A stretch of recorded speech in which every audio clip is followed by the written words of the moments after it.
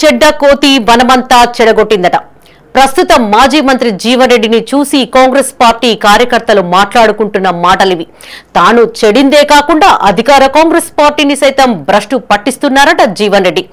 అదేదో అప్పుడే గెలిచి ఉంటే ఇప్పుడిన్ని తిప్పలుండేవి కాదు కదా అని తన వెంట తిరిగే కార్యకర్తలు గుసగుసలాడుకుంటున్నారట.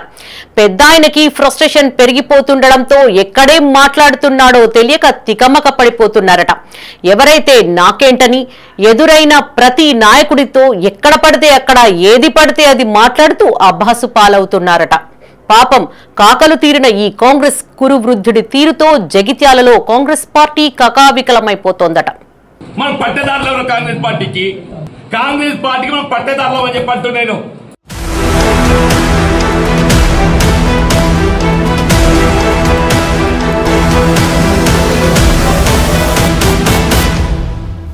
తెలంగాణ ప్రభుత్వంలో కేబినెట్ మంత్రి అడ్లూరి లక్ష్మణ్ కుమార్ ని పట్టుకుని మాజీ మంత్రి సీనియర్ నాయకుడు జీవన్ రెడ్డి ఎలా నిలదీస్తున్నారో చూడండి. బడిపంతులు స్టూడెంట్ ను నిలబెట్టినట్టు నిలబెట్టి ప్రశ్నల మీద ప్రశ్నలు సంధిస్తున్నారు.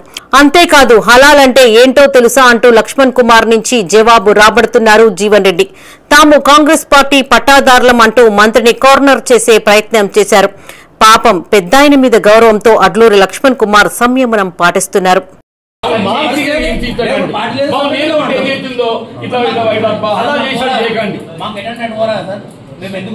కాదన్నా ఇప్పుడు నేనేమంటారు సార్, దయచేసి మమ్మల్ని అలా చేసేది చేయకండి, జట్కా కొట్టు కథ సిగ్గుపోతుంది లేదు జట్కా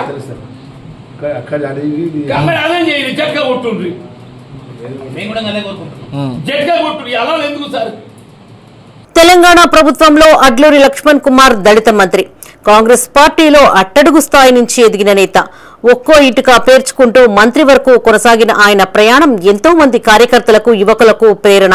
20 ఏళ్ల రాజకీయ జీవితంలో ఎన్నో ఆటుపోట్లు అవమానాలు ఎదుర్కొన్నారాయన. ఇప్పుడు మంత్రి స్థానంలో ఉండి కూడా అదే అవమానాల్ని ఎదుర్కొంటున్నారు లక్ష్మణ్ కుమార్. నిజం చెప్పాలంటే మంత్రి అడ్లూరి జీవన్ రెడ్డికి ప్రధాన అనుచరుడు. ఆయన్ని జిల్లా కాంగ్రెస్ అధ్యక్షుడిని చేసింది కూడా జీవన్ రెడ్డి అని చెప్తారు. లక్ష్మణ్ కూడా జీవన్ రెడ్డి మాటను ఏనాడు జవదాటలేదు. జీవన్ రెడ్డికి అనుచరుడిగా నమ్మకస్తుడిగా ఉంటూ తనదైన శైలిలో కష్టపడుతూ అంచెలంచెలుగా ఎదిగారు మంత్రి అడ్లూరి లక్ష్మణ్ కుమార్. కాగా ఇటీవల కాలంలో జీవన్ రెడ్డి మంత్రి అడ్లూరిని అవమానిస్తున్న తీరు చూస్తుంటే లక్ష్మణ్ కుమార్ అభిమానులు అనుచరులే కాదు యావత్ దళిత సమాజం కూడా నొచ్చుకుందట. జీవన్ రెడ్డి తన అగ్రకుల ఆధిపత్యాన్ని దళితుడైన అడ్లూరి లక్ష్మణ్ కుమార్ పై చూపించినట్టు తెలంగాణ దళిత సమాజం భావిస్తోందట. గతంలో కూడా జీవన్ రెడ్డి తన అనుచరుడి మర్డర్ జరిగితే రోడ్డుపైన కార్యకర్తలతో ఆయన చేసిన హంగామా అంతా ఇంతా కాదు. అప్పుడు కూడా అడ్లూరిని ఇలాగే కార్యకర్తలతో రౌండప్ చేసి జీవన్ రెడ్డి మాట్లాడిన మాటలను దళిత సమాజం గుర్తు చేస్తోందట.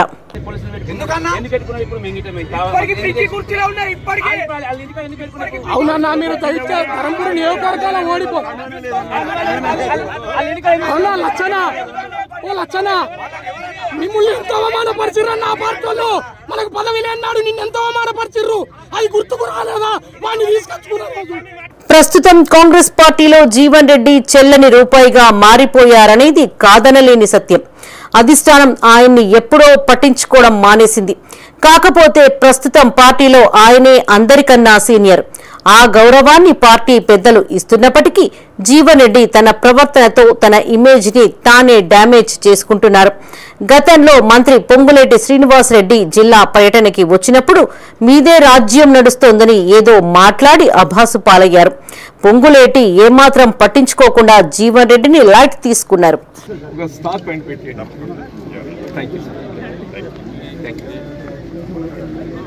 ఇంకా మనం ఏం లేదు కదా